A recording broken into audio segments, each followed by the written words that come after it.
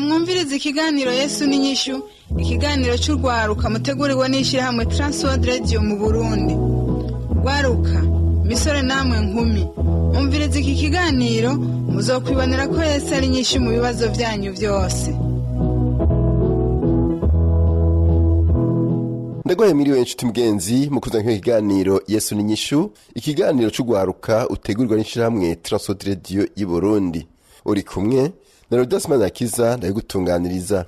Migano cuno munsi mugenzanje Samuel Sabimbona abanaganira n'umufasoni Nifasha Godelieve, uwo akaba ari we bari kumwe mu higano giheruka, aho yatubwiye ingene yakiriye Yesu. Yesu yaramubaye hafi, amugwanda intambara idasanzwe kandi amuha intsinzi. Uno munsi rero abandanya atubwira ingene banaje akurikira Yesu inyuma y'intsinzi idasanzwe yarahejeje kumuronsa. Reka tubandanye tumutega yompi. Abanza kutwidondora. Nitwa Nifasha Godelieve, nkabamba mu Ruyigi hano nyene. Urinyishu Yesu, urinyishu. Rero Godelieve, urabonye iyo ntsinzi yo muri Kristo Yesu, urugendo rwawe rwaciye rubandanya gute ugendera muri iyo ntsinzi? Kuva ico gihe mbonye icimana inkoreye aho hantu, naciye mbandanya ngendana na Kristo. Ico gihe hari 1992 naciye amashure agarukira ngaho, nca ndaza ndagarukino, hanyuma naciye mbandanya nshingira intahe Kristo, ndaza ku gatumba kaho naba nshishikara gushinga intahe, nkagenda inzu ku nzu, mvuga ubutumwa bwiza, mvuga icimana yakoze, mvuga icimana iri, mvuga igikorwa c'Imana, ingene Imana itabara kandi Imana ingene ibohora, kandi yuko abegereye Imana batazoteterwa kandi batazomaramara. Ico gihe narabikoze, ubwo buzima ndabubamwo, ndabubandanya, ndateba ndakura, ndagera nyene kubaka, ndabandanya mvuga Kristo. Kuva ico gihe sindigera ndamurekura, n'ubu ngendera mu rutonde, ndumva ko Imana ntoyirekura, nuwoza akangirira ukundi kuntu ntopfa ndekuye. Ego Yesu nahabwa icubahiro kuba waramumenye ku buryo ufata n'ingingo uti ntagishobora kuntandukanya na Yesu Kristo. Wari umaze kuvuga yuko hageze igihe rero ukinjira mu bihe by'ibigero, aho umwigeme yiyumvira ati ubu rero ndiko ndakura, ndakeneye uwo tuzokubakana. Ivyo bihe wavyifashemo gute uri kumwe na Yesu? Egome, jewe hageze ko ngira mu bigero vyo kubaka, kubera iyo Mana ibintu nagiye ndacamwo byatumye nkomera mu mutima. Hanyuma muri ico gihe narumvise muri jewe ko atakintu na kimwe co ntandukanya n'Imana. Nca ntangura gusenga, Imana, abakobwa benshi barashobora guteshwa ibanga ryabo n'abahungu, canke ugasanga baragiye bifasha uko bishakiye, hanyuma ugasanga ubuzima bwabo bw'abigeme burononekaye, canke ugasanga bagiye no kuwa Imana itabateguriye. Rero jewe aho hantu Imana yarahantabariye, nabandanije ndahantu mu mpwemu, ata muntu numva ingene noyemusigurira. Ubwa mbere wanashaka jewe narageze ahantu senga Imana, ndayibwira ngo Mana, jewe kubw'ivyo wankoreye ndakwinginze ungira umukobwa w'umunaziri atazokwigera aja kubaka n'umunsi umwe, ndagukorere kugeza nsaze, kugeza uzontahane. Hanyuma nkagenda ahantu mu gisaka kanaka, kubera ukwizera kwanje nuko abo muhira ntikwari guhuye.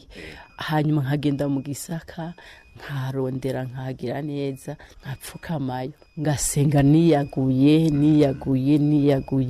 nkayibwira Imana ngirira ikigongwe je nzogume ndi umukobwa ndagukorere gutyo.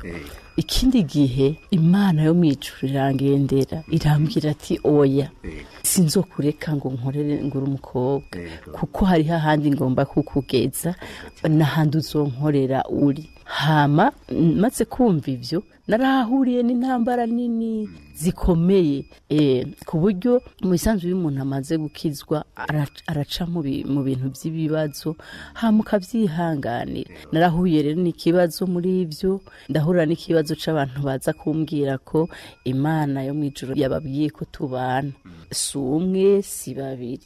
Hanyuma maze kuvyumva gutyo ko ari Imana yababwiye, jewe sinashotse ndabemerera.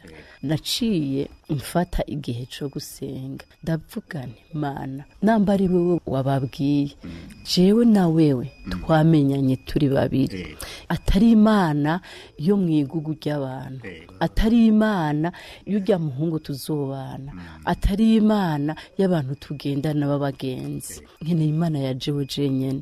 Iyo Mana ya jewe jenyene niyo nkeneye ko imbere Imana ikampa umuntu umufasha wanje, umushingantahe wanje azombera umuntu mwiza, tukazofatana amaboko tukazojana mwijuru, tukazoshikanayo atawuciriye uwundi mu nzira ngo hava husha inzira. Ivyo rero je nivyo naciye nkora ndabisengera bimbera neza. Urumva urageze rero aho uja mu madidane kuko wari uri kuraronka n'abakubwira bati ni Imana yavuze. Mbega ya Mana yahavuye ivuga ryari kumva hariho amajwi menshi? Sinzi uko je no bivuga ko ikuntu bovyumva abantu, ariko je ukuntu nasenze uko anje jenyine. Hanyuma maze gusenga Imana ukuri narakoze ibintu ngira ngo atanu umuntu numwe akomeye bikora. Nasenze ibintu vyiwanje nkumengana umuntu yasaze, kubera je mu buzima naratinya cane yuko je nogenda mu rugo nabayeho ndi imfuvyi hama nkagira urugo rubi nkazopfa meze nabi, n'Imana narumva ko nohava ndayihusha. Hanyuma nje maze gusenga gutyo, urazi ko hari abantu baja kuburago bagasenga, hanyuma haragera abantu baza kumbwira nko ku gicaniro kimwe, bibiri, bitatu, bine kugeza nka bitanu, bakambwira ati wewe Imana yavuze yuko uzoja kuri naka. Nanje ndavyumviriza ndumva ko atanagahengekerezo ngifise, namba babavugishwa bose bavugishijwe ko je nzoja kuri uyu muntu. Hama nanje nkaba numva ntamwiyumvamo. Jewe Imana yanje sinzi ukuntu bigenda ivyatwe nayo. Hama rero ikintu naciye nkora, naciye nje ahantu haje nyene. Nibaza ko mutantwenga ninavuga ukuntu nasenze. Oya ni ntahe yawe. Ego ni ntahe yanje. Je byukuri muramba barira. Je ukuntu vyaciye bingendera, harageze igihe byukuri ndamenya ko buriya abagore abakenyezi turitunga ku bashinga ntahe. Ndavuga namba jewe no bitunga ku muntu je ntakunda, tukazobana ntamukunda, nzoba ndushije abandi bose kugoba. Ikintu nakoze, wewe uwo musore yarazi yuko jewe nzomujako kuko ari Imana, kandi nanje yarazi ko nubaha Imana, kandi nawe yaranasenga cane, yarubaha n'Imana.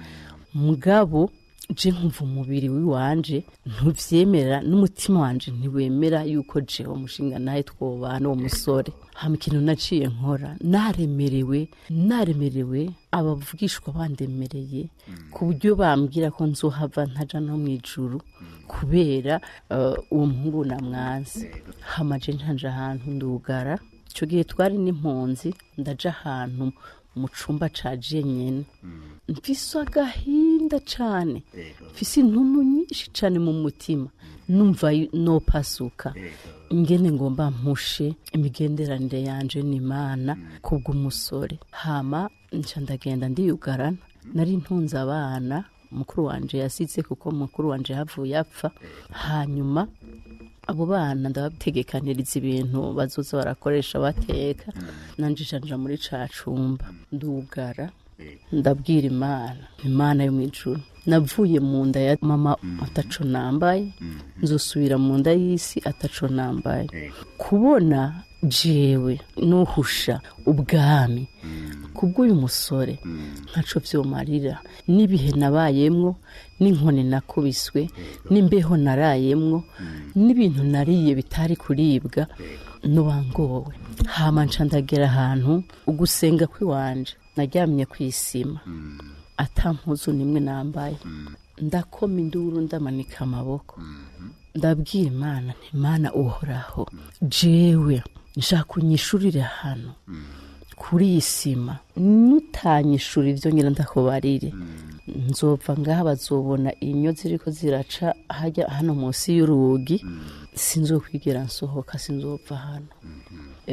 Umunsi umwe ndaryamira urubavu kw'isima, nta n'akarago nari nashitseho, numva urubavu rurahiye menga ndi muri frigo, ndasubira ndaryamira urundi rurasha, ndasubira ndaryama ngaramye umugongo hagasha, asubira nkaryama n'ubitsinda hose, nkicara nkumva hose ndasha kubera ubukanye bwo kw'isima. Ariko ndabwira Imana nti naho biruko simvaha. Nabwiye Imana nti Mana, ubu nta muvugishwa nkeneye, na jewe ubwanje sinkeneye ko mvugishwa, nta n'umumarayika nkeneye ko aza kumbarira, nkeneye utuntu tubiri dutonya tworoshe. Mana, akaba ari uwiwawe wanteguriye, umutima wanje umukunde, n'umubiri wanje umukunde, hose ndamunezerererwa. Ariko akaba atari uwiwanje, jewe ndasabye iseseme ridasanzwe, naho ndi ngaha ariko ndafungura, numva iseseme ryo kudahwa, iseseme ntashobora no guhagarika. Hanyuma umunsi umwe ndahumara, uwa kabiri ndawugejeje ku mugoroba nko mu saa 12, nza numva uwari yitwa ko ari umufiance wanje uwo muhungu araje, aza aririmba, arabaza ati mbega ari hehe? Bacavuga ati yo ahantu ari ntushaka kumubona. Acaradodora, yo akidodora nza numva iseseme riraduze, ndahagangwa kugeza naho nshira urukonda. Yo biranka ndanamwitaba, biranka ko n'ikintu na kimwe. Hanyuma mu nyuma ndabwira Imana mutima, ndakwinginze, namenye ko ari wewe wambwiye, namenye ko ari wewe wanyishuye ivyo nagusavye, none rero mu mwanya mvuge ko nta mwanya mfise, arabaha ntagenda kwa kindaro tuzobona nejo.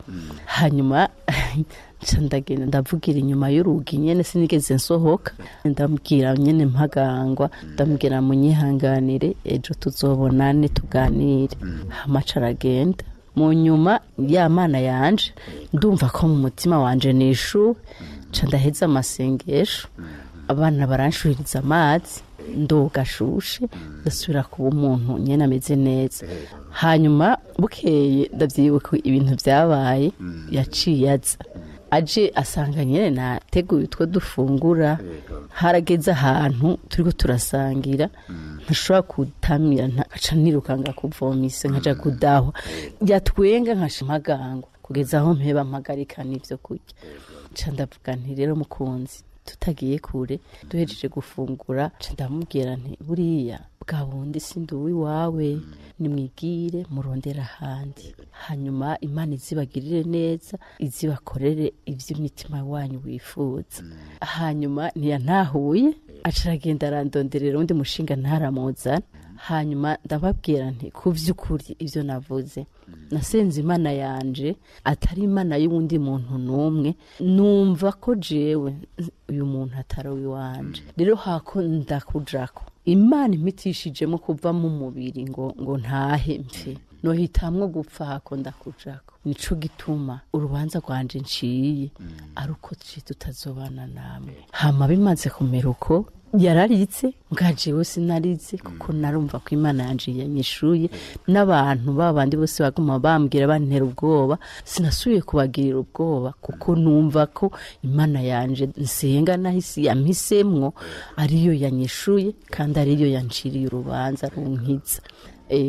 Yesu yagize neza. Urumva guciga urubanza n'Imana no guciga urubanza n'umuntu ubitandukanya gute? gucibwa urubanza n'Imana canke n'umuntu n'igihe wumva uri ngaho wumva ko ivy'umuntu atabushobozi bifise ariko ivy'Imana bifise ubushobozi bifise inkomezi kandi iyo uri kurakorana n'Imana uravyumva haza ibintu ni bya bindi nyene nagumye ngarukako vy'umunezero umuntu agira umunezero akumva ko ivyo ariko arakora ariko arabikora atari umuntu abimubwiye akumva ko afise intumbero akumva ko afise mu mutima wiwe sinzi ko nonobye afise assurance ko ari Imana ikirakorana nawe nuko uri kurakorana n'Imana rero urashobora guhanura abigeme ubu munsi n'abasore ubu munsi rimwe na rimwe usanga babwirwa ngo Imana yavuze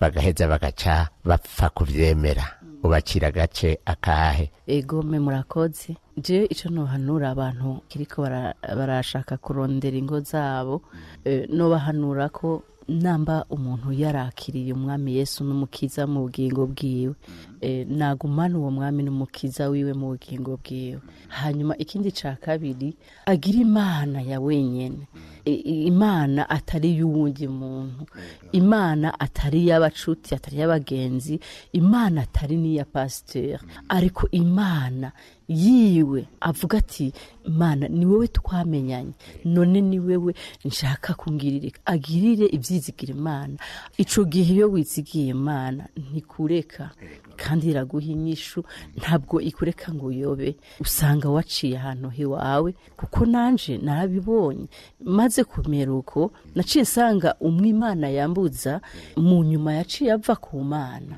mu nyuma aja kunywa urumogi yari yarakiriye Kristo mu nyuma asubira kuboregwa yari yarakiriye Kristo nukuvuga n'umukenyezi yatwaye n'abana baramugwarana kwaje bisobanurwa iyo ntaye ndayimenye namenye ko ari Imana yanyishuye yangiriye neza iyo ntayisiguza ivyo byose vyari kuba kuri jewe hanyuma kandi bimaze kumera uko mbandanya gusenga bituma Imana imitiramwo uwo tubana ubu rero ndamushimira Imana iyo ngo yaranyotsa akangirira neza akansiga akamba hafi ntangyagagure mu myaka 22 tubanye ntiturigera dushwana ngo turyarukane canke ngwante kandi oya n'amahoro Yesu nashimwe n'amahoro kandi turagukeje yuko washoboye guhagarara neza ugaca mu nzira igoye mugabo ugendana n'Imana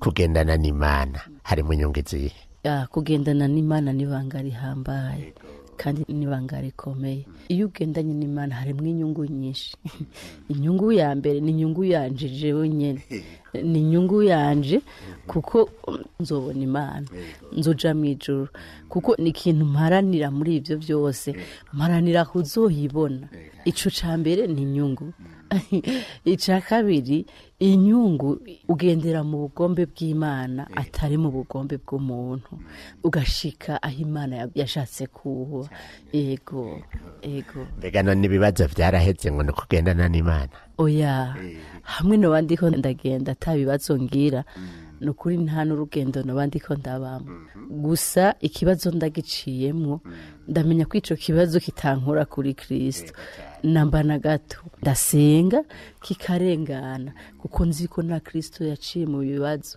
aha mwisi yaciye mu bibazo bidasanzwe nanje rero iyo ndabiciyemo ndasenga kandi nyuma y'ikibazo mbona igisubizo mbega hari ikibazo barigeze gucamo ukabona ko gigukomereye Yesu akakigukuramo ego nama nabiciyemo ndaca mu bibazo byinshi ikibazo ca mbere narigeze gukora jewe mwishira hamwe hanyuma akazi karamperana umutware wanje yarahantu akora hanyuma akazi karamuherana tuca tubaho dufise abana kandi dupanga inzu hanyuma Imana turayibona iduseruka ko ata n'umuntu n'umwe ahembwa ego hageze igihe umutware wanje aramara imyaka 8 adakora hama nanje ndaronka ahantu mba nkisumamwo nkaronka 16,000 ku kwezi, tukaca turiha inzu y'ibihumbi 200.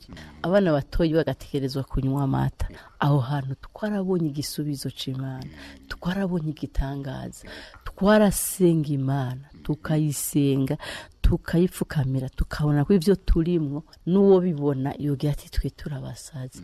Ni gute wohembwa 16,000 ukaba mu nzu y'ibihumbi 200, ukaba ufise abana ukabaha ivyo barya, ubwo bakeneye kurya, nawe ufungura n'amata batareka kunywa.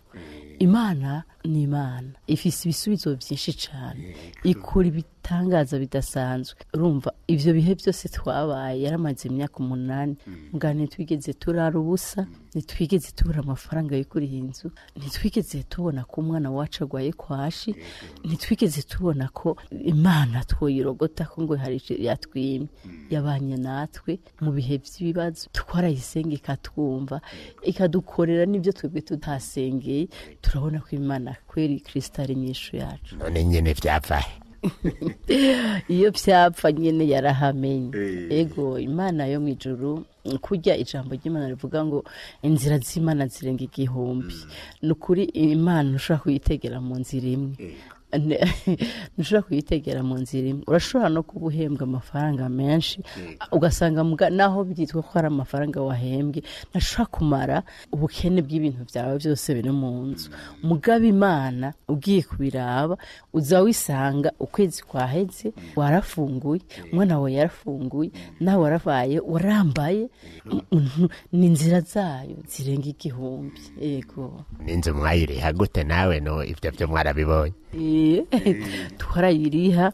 Nukuri twinzi abandi ngene Imana ibakorera, ariko twebwe uko Imana yaradukoreye kweri. Twaribera ngaho, nta muntu twebwe twagenda gusanga doha amafaranga ngo tugire gutya. Oya, ngaba Imana nyamana imeze neza, yarashobora kugenda ikabwira abantu ikabacamwo. Ndibuka igihe Imana yadukoreye igitangaza, ifata abantu babiri ibabwirira icarimwe. Kweri twaroga tukigira tukagaruka. Muga twarakora ikintu cyo gusenga, tugasenga kenshi, tukamenya ko ibintu byacu biva ku mavi. Hama kandi tugakorera Imana, tukagenda gusengera abagwaye mu bitaro, abo twumva bitameze neza tukagenda kubaraba, tukagenda tukavuga ubutumwa ku muhana, hanyuma tukagaruka tugasenga Imana. Ico dushoboye gukora kandi ico mu mubiri tukagikora. Hanyuma hamwe n'ivyo Imana tugasanga yatwitwararitse, kurya ivuga ngo mubanze mitwararike ivy'ubwami no kugororoka, ibisigaye nzobibongera. Niko natwe Imana yatugiriye. Tukagenda tugasengera abantu, tukabakorera, tuhagaruka tugasanga nk'umuntu yaje yatugemuriye, tukabona abandi baratuzaniye amafaranga, tukabona n'ibintu by'ibitangaza gusa bigenda gusa, tukabona kw'ivyamwa by'ingene nawe uri kurakora wubaha Imana. Ego Yesu nahabwe icubahiro, yarakoze kubaba hafi, yarakoze kurwanira izina ryiwe kugira ngo bigaragare yuko abayizigiye batigera bamaramara. None Godeliva, ufatiye kuri ibyo Yesu yagukoreye, ngo kubaza ati mwita izina, uwo mwita nde?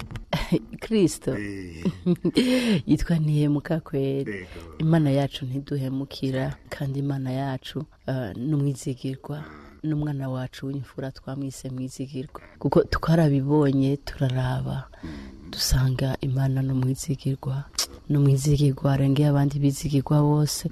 Umuntu urashobora kumwizigira mu kanya kaza wumva aragutelefone ngo yo bya bintu ngo byahindutse, ariko Imana n'umwizigirwa nishobora kukubwira ngo nahinduye. Irakugirira neza, ikagukorera, ikakunezereza, hamwe wumva ko ishimwe ryayo rikwiye, ugapfuka Imana ndaguhaye icubahiro. Ego hamwe n'ivyo iradukorera ibintu kugira ngo ishimwe ryayo riboneke, rigaragare, ryamamare. Niyo Mana mwizigirwa, iyo Mana Ntihemuka, yarabereye umwizigirwa kandi yarabereye Ntihemuka Godeliva, kandi Godeliva aravyamamaza, aremera yuko nawe azoyigumako. Sinabizi rero Godeliva nko bariko aratwumviriza, wumva hari ijambo uwo muhanuza kugira ngo agire Imana umugenzi? je nk'umuntu yoba ariko aratwumviriza ku by'ukuri imana n'umwizigirwa, imana n'inteturuye mu bihe byose, mu gatondo na saa sita no mu ijoro. Imana amasaha yose uko yakabaye, ni imana yamaho, iyo uyitabaje by'ukuri iragutabara. je nohanura umuntu uwo ari we wese ku by'ukuri imana ntitukayitanga imbere mu byo tuyisaba, twihangane turindire, hanyuma muri uko kuyisaba tuyishimire no ku vya mbere yadukoreye. Kuba umuntu ariho ni kubw'Imana yabashimye kwabaho, kandi mu bihe byose umuntu uko agenda bigenda birakurikirana bikurakuranwa, nta kintu na kimwe kibaho Imana itakizi. Ku by'ukuri twebwe turabana Imana yishushanije ko, twebwe turabana Imana yagiriye neza, turaruta ibindi biremwa byose. Numva nuhanura uwo muntu ariko aratwumviriza kugira ngo Imana yigire umwizigirwa mu bugingo bwiwe, nayo izomubera umwizigirwa kandi izomwereka ko Imana idahemuka kandi ariyo kwizerwa. Niyo Mana ukwiye kugira umwizigirwa mugenzi uri kuratwumviriza, kandi niwayizigira nayo ntizoguhemukira. Hamwe rero wowe wumva ugomba kwakira uwo Yesu nk'umwami n'umukiza mu bugingo bwawe, kuko twumvise ko ariyo ntango yo kugira ngo ugendane nawe uciye bugufi. Nagomba sabe Goderiva agusengere. Mwami Yesu nyakubahwa Imana data wa twese, we Mana twabonye muri bike no muri byinshi, twakubonye mu bigoye no mu byoroshe, twakubonye mwami turushe turemerewe ukatubera Imana. Ni wewe Mana, ni we turiko turasenga muri kano kanya, ni we turiko turahamagara kugira ngo buri muntu wese yatwumvirije kandi yumvirije intahe yacu, kandi mwami yakumenye agapfukama ukamubera umwami n'umukiza, mugirire neza kandi umutahuze yuko uri ndiho wamyeho kandi ugiruze, kandi ko ari we Mana ufise ububasha bwose bwo kwica no guhonya. We ufise ububasha bwose mu kiganza cawe, kandi mwami nta kiba ku mwana w'umuntu utakizi. Uhoraho Imana, girira neza uyu muntu, muhezagire, abarusha ubaruhure, abaremerewe mwami ubaremurure mwami, abataragutahura bagutahure kandi bakumve mwami, ubiyereke nkuko nanje wanyiyeretse, ubagwanira intambara nkuko wagiye uzingwanira, ubashikane kukuri nkuko nanje wanshikanye ko mwami, ubarinde wa mubi, ubakorera ivyo umuntu atoshobora kwiko, ubihishurire kugira ngo izina ryawe ryamamare mu gihe gikwiye no mu kidakwiye. Mu izina rya Yesu tubisenze, amen. Amen. Turakigurukiye abatuganiriye nifasha Goderiva hamwe na mugenzi wanje Pastor Samuel Sabimbona. Ukaba nawe ufise ikibazo canke icyo wunganira, telefone ni 71 204 197 canke 69 499 619. Iyo urayisanga ko WhatsApp. Urashobora gudusanga naho dukorera ni mwirehoro ya mbere ibarura ry'Itrejere nimero 27. Birashoboka ukaba nawe wumva woshobora kuganira na nifasha Goderiva, reka aje tubwira uko nawe twomutora. Jewe singoye gutora. Je ndi umuntu ari ngaha mu Ruyigi kuri centre, nkorera ku bitaro byo ngaha mu Ruyigi. Hanyuma jewe inimero ziwanje ni nimero 61 67 22 58. Imana ibahezagire. Nawe Imana iguhezagire, naho ubutaha Yesu akubera inyishu.